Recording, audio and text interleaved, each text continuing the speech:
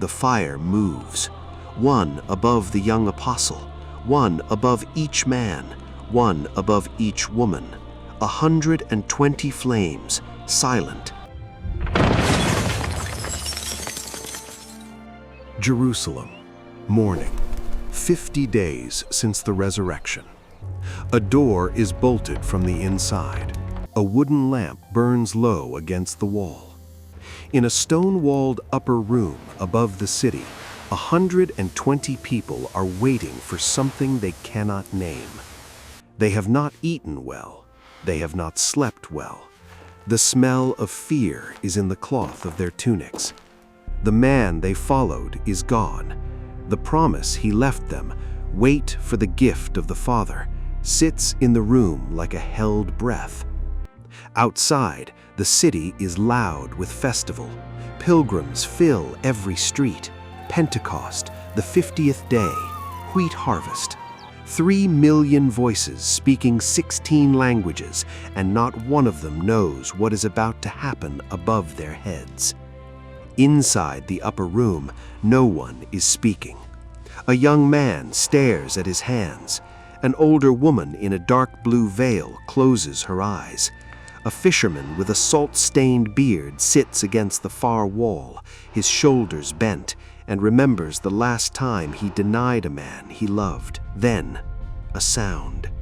It begins like a distant ocean, then a wind moving through dry trees. Then it is on top of them, a roar that fills every corner of the room without lifting a single piece of cloth. The lamp does not flicker, the dust does not move, but the air is thick with something living. The fisherman lifts his head. Above the woman in the blue veil, a tongue of flame appears, small, bright, suspended 6 inches above her hair. She does not flinch. She begins to weep. He kept his promise. He kept his promise. The fire moves, one above the young apostle, one above each man, one above each woman. 120 flames, silent, terrible, and somehow kind. The fisherman feels heat above his own head. He raises his hand toward it, and the heat does not burn him.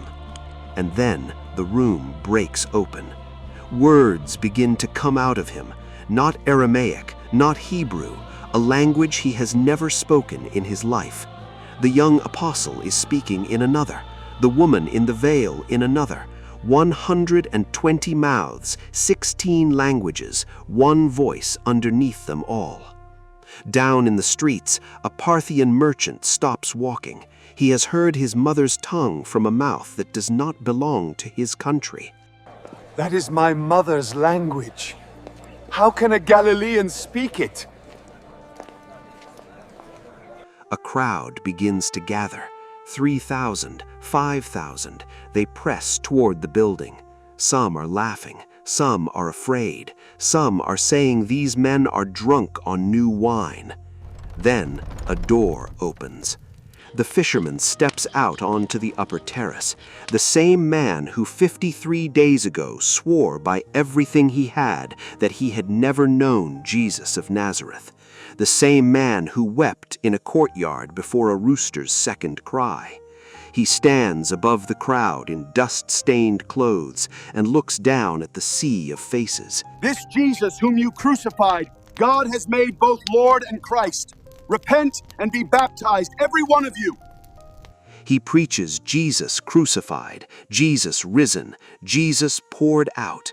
He preaches with the boldness of a man who has stopped being afraid of dying. He quotes the prophet Joel. He quotes King David. He tells them the Lord they pierced has been made both Lord and Christ. The crowd does not laugh anymore. A silence falls in the street that has not been heard in Jerusalem since the temple veil tore in two. And then a single voice from the crowd cries out, "What shall we do?" The fisherman answers, "Repent, be baptized, receive the gift. The promise is for you and for your children and for all who are far off."